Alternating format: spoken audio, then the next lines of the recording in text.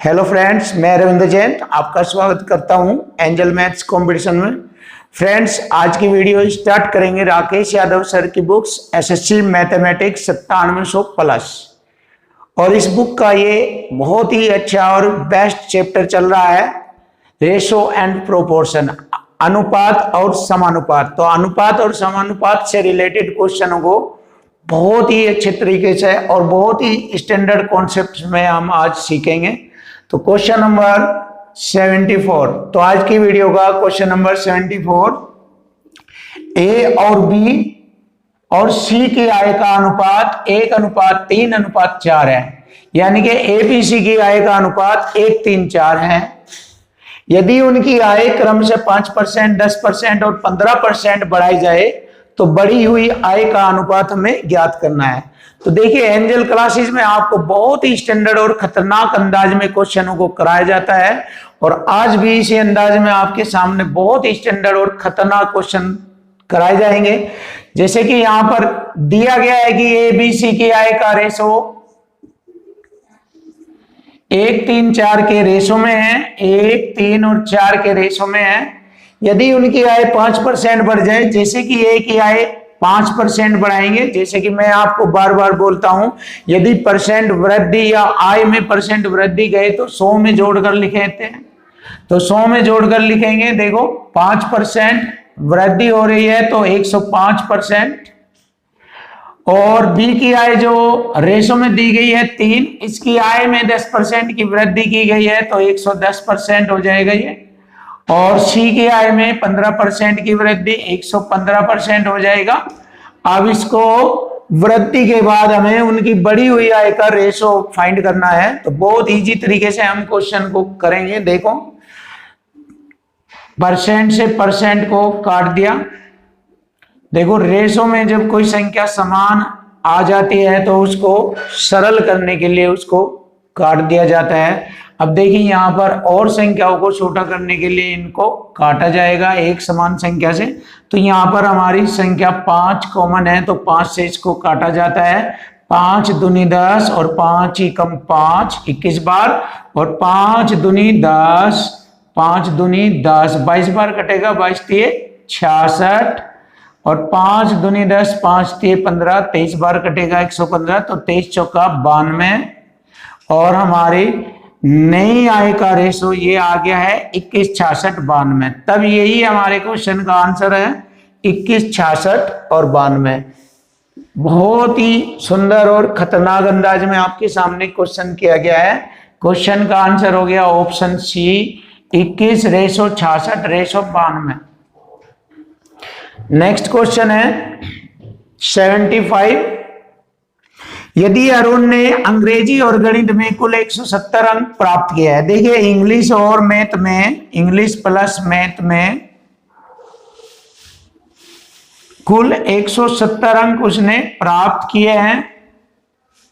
यदि उसके अंकों का अंतर दोनों विषयों में 10 हो। देखिए, बहुत इजी क्वेश्चन बनता है लैंग्वेज से। देखो, दोनों विषयों में केवल 170 अंक मिले हैं उसे, और इन दोनों विषयों में उसके अंकों का डिफरेंस केवल 10 है। तो देखिए, यदि मैं ये डिफरेंस 10 ही इनके टोटल योग में से घटा दूं तो फिर ये दोनों बराबर बराबर मान में बढ़ जाएंगे। यानी कि 170 में से यदि मैं 10 को घटा देता हूं तो 160 में ये दोनों बराबर बराबर बढ़ जाएंगे। तो 160 का आधा हो जाएगा 80, और 80 ये हो जाएगा। अब जैसे कि आप सभी को पता है, दोनों का योग 170 है और दोनों का डिफरेंस हमने 10 को इसमें से घटा दिया है।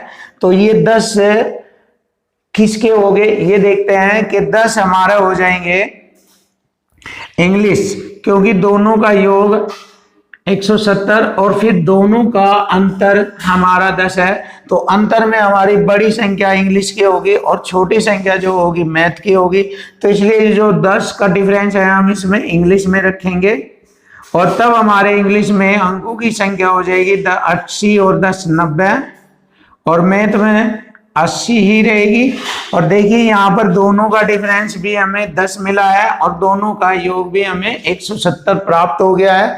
अतः हम कह सकते हैं कि इंग्लिश और मैथ में उसके अंकों का जो रेशो है वो 10 9 90 और 10 8 80, 9:8 है और यही हमारे क्वेश्चन का आंसर होगा 9:8। ऑप्शन सी है 9:8। Question number 76। तीन संख्याएं ए बी सी इस प्रकार है कि ए का दुगुना बी के 3 गुणे के बराबर है। देखो ए का दुगुना बी के 3 गुणे के बराबर है और बी का 4 गुना सी के 5 गुणे के बराबर है। सी के 5 गुणे के बराबर है। तो ए और सी का रेशो ज्ञात करो। देखो ए और सी का रेशो यानी कि ए अनुपात सी का मान ज्ञात करो। तो बहुत अच्छा क्वेश्चन है, बहुत आसानी से किया जा सकता है। जब पहले वाले और लास्ट वाले का रेशो पूछा जाता है तो पहले की गुना करेंगे और बाद वाले अंक की गुना करेंगे तो हमें ए और सी का रेशो के मान का हमें पता लग जाता है। तो देखो ए बराबर का मान अपनाओ और यहाँ पर बी के बराबर 5 है तो बी का मान यहाँ पर 5 होगा। तो ये हमारे पहले वाले अंक हुए। तो पहले वाले अंकों की गुणा करेंगे 3 पंजे 15 तो हमें ए का मान ज्ञात हो जाएगा 3 पंजे 15 इस प्रकार। अब हमें सी का रेशो ज्ञात करना है ए और सी का। तो अब बाद वालों की गुना करेंगे। बी का मान है यहाँ पर 2 और सी का मान है यहाँ पर 4 तो 4 दूनी 8। तो देखिए ए और सी के रेशो का अनुपात हो गया 15:8। बहुत आसानी से क्वेश्चन किया जाता है। जब भी इस प्रकार के क्वेश्चन आए तो आप आसानी से ऐसे कर सकते हैं। वैसे इसके बहुत सारे तरीके होते हैं, जेड पोजीशन तरीके से भी आप इसको हल कर सकते हैं, लेकिन फास्ट और बिल्कुल तेजी से यदि आपको क्वेश्चन करना है तो आप इस तरीके से कर सकते हैं। जैसे कि मैंने बताया है, यदि पहले वाला और बाद वाले रेशो का अनुपात पूछा जाए तो इसमें पहले वालों अंकों की गुना करेंगे। जैसे बराबर में ए का मान 3 है और यहाँ बराबर में बी का मान 5 है तो पहले वाले अंकों की गुना करेंगे 3 पंजे 15 तो ए का अनुपातिक मान बनेगा। अब बी का मान 2 है और यहाँ पर सी का मान 4 है तो ये बाद वाले अंक हो गए। इनकी आपस में गुना करेंगे 4 दूनी 8 तो ये सी का। तो ए अनुपात सी का मान हो गया 15:8 और यही हमारे क्वेश्चन का आंसर है 15:8। बहुत इजी तरीके से आप इनको कर सकते हैं, बहुत फास्ट तरीके से कर सकते हैं। अब हम अपना नेक्स्ट क्वेश्चन देखते हैं। दो संख्याएं 3 और 4 के अनुपात में है। यदि प्रत्येक संख्या में 6 जोड़ा जाए तो उनका जो रेशो हो जाता है वह 4:5 के अनुपात में हो जाता है। तो देखो 6 के जोड़ने से, दोनों संख्याओं में 6 के जोड़ने से उनका रेशो बढ़ जाता है। देखो 3 से 4 हो गया, एक रेशो बढ़ गया। 4 से 5 हो गया, यहाँ पर भी एक रेशो बढ़ गया।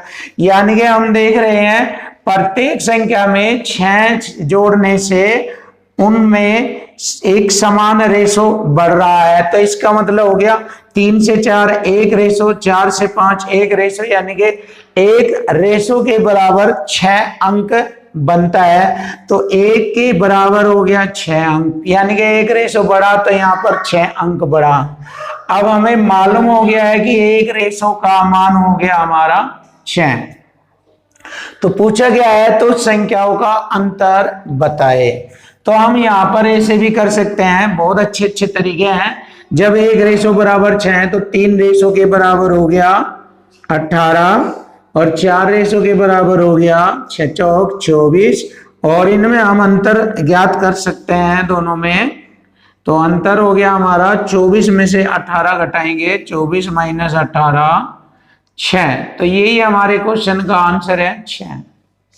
बहुत इजी तरीके से आप ज्ञात कर सकते हैं और यहां से हमारी संख्याएं भी हमें प्राप्त हो गई है 18 24 और दोनों में अंतर हो गया 24 माइनस 18 बराबर 6।